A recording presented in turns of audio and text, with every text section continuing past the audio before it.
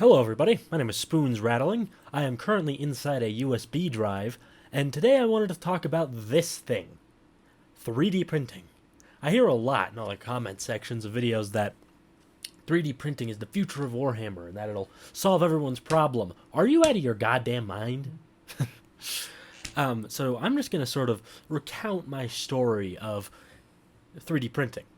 So let's start off with the basics, right? 3D printing, a lot of people say, well, it's super affordable. And to an extent, I agree. Sorry, I had to close my door. So to an extent, I'd agree that it's affordable, but not super affordable. This model, this Elegoo Mars 3 Pro, which is good for printing small miniatures, as it keeps the detail very high, it's very high def, is about, $350, so not super cheap, but not outrageously expensive as far as Warhammer goes. But that's only the first step. So you buy this, right? You buy this. You buy your printer. You set it up. Well, you're going to need resin. This stuff, I don't really want to touch it. Resin, it's like $35, right? And then you need nitrile gloves because that resin will melt vinyl and it will seep through rubber gloves. So you have to use nitrile. Nothing else is strong enough. Aside from that, you can't touch resin because it is obviously toxic to humans. So you're going to need to always wear gloves, and if you make any mistakes, I'll get to that in a minute, but you'll feel a burning sensation and you'll want to wash your hands right away. But aside from that, you buy that, it's about $35, $40 when not on sale. So we'll say $40 for good math. From there, you have to buy your gloves, your resin. You also need a respirator, and probably goggles too, because you don't want to be breathing the fumes of that stuff in. It's not very nice, it's not very fun. And that's kind of the biggest issue I have, because this machine, this one, it's awesome. I love it. However, what I don't like is everything you have to do with it. So let's keep a sort of tally of how much money we spent. We spent about $400 so far for the equipment and the printer. But then you realize something. You need more than that.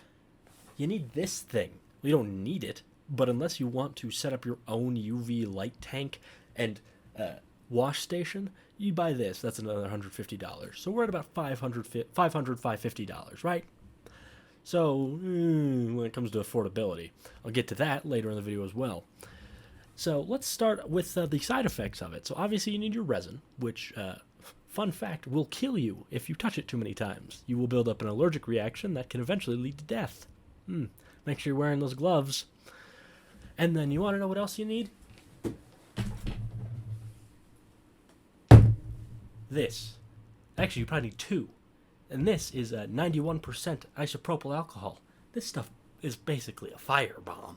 So you're probably gonna want two of these to make it last longer. So you're gonna need about 6,000 milliliters of isopropyl alcohol, which is about another $20. And you kind of just have to deal with this and hope nothing goes wrong. And then from there, that's most of your spending out of the way. So you're in the ballpark of $500 to $600. Now you could say, well, like an army of Warhammer can cost more than that. You're right, it can when it comes to like horde armies, and that's a good thing for this. But then here comes another thing. It's really not that much more affordable, at least not with a decent model like this. You can get cheaper models, but you're going to lose a lot of the definition and stuff like that as you go cheaper and cheaper. So let's make a sort of tally mark so far. You are spending $350 on a big machine, about $50 on materials, about $50 or so on materials. Then another $150 on a wash and cure station, which makes it significantly easier to work with.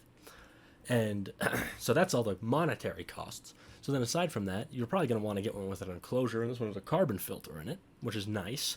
Aside from that, you can't really keep it in a room where you stay. You don't want to be breathing this stuff in constantly, so you're going to want to have the windows open, have a fan going, make sure the room's well ventilated. And then aside from that, we have the worst thing, what absolutely destroyed my interest in doing this at the moment, this stuff. I hate it. It is a thick liquid, or I guess relatively thick liquid, that you pour into this tray here. Probably shouldn't have touched that. So you do that, right? And then you have to make sure you pour the right amount because you're going to have leftovers. You have leftovers, you're going to have to funnel it back into the bottle or it'll harden up in the case. So that's pretty expensive material. You don't want that going to waste. So you're going to want to do that. But then you risk getting it on your table, and then you have to wash your table. And by the way, you can't wash this stuff completely with water. It only dissolves in alcohol unless you get water washable resin, which I hear is significantly more frail than other types of resin. And that's sort of the crux of the issue. It's really not that much easier or cheaper. And I can prove that very quickly, which I'm going to. I'm going to show how you can get an entire army of Space Marines for the same or less as for this whole setup. So, let's get to that here in just a moment. So, to prove my point that this really isn't that much cheaper, and I'll even add another point against it once we're done talking about this. So to prove my point that 3D printers really aren't that much cheaper than just buying an army, I'm using Space Marines as an example, as they're quite popular, especially in the 3D printing community. You'll find hundreds of Space Marines, as they're popular because they're cool. So starting out with, we have the Horus Heresy, Age of Darkness. This is an awesome box, giving you about 1,800 points of Marines. You get 40 standard Marine bodies, 10 Terminator bodies, 2 characters, a Dreadnought, and a big tank. The tank's not the greatest, but that's aside the point. So, you get all this, and then this is only $300, so cheaper than that printer, right? You could resell the books and stuff if you wanted to, or keep them, it doesn't really matter. So this is about $300, that's about $350. So that's your first investment, right?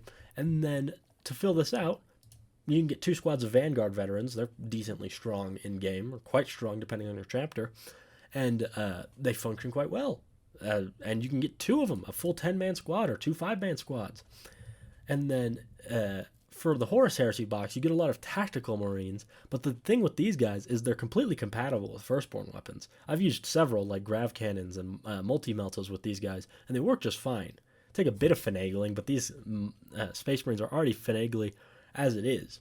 So aside from that, that's only about $410, right? You can get all this stuff cheaper on eBay, by the way, from a seller like Flipside Gaming. No, this isn't sponsored. So you have $400, where this is about $500. All the stuff together is about $500. So from there, you can just come to Space Marines. The great thing about this is it works for both Chaos and Loyalist. None of these options are exclusive to one or the other. So you can come to your Space Marines, pick up whatever you want. You could basically pick up another combat patrol for only $50 more, and you'll have then 2,500 points of Marines, basically. I'm a big fan of the Dark Angels one if you want to go down that route. I think that's a great one. You can pick up more troops, more elites, characters, anything you want, really. This isn't really that much cheaper. You buy your tanks, your tactical Marines, Eradicators, whatever you want to get. And then, say you're a Chaos player like me, or instead come to Chaos Space Marines. You can get almost any of their vehicles. You can get their combat patrol. You could almost get a Lord of Skulls if you want to shill out a little bit more money. You could pick up, your Spawn, your Berserkers, your Warp Talons, characters. What I'm saying is this really isn't that much cheaper than just buying an entire army of Space Marines.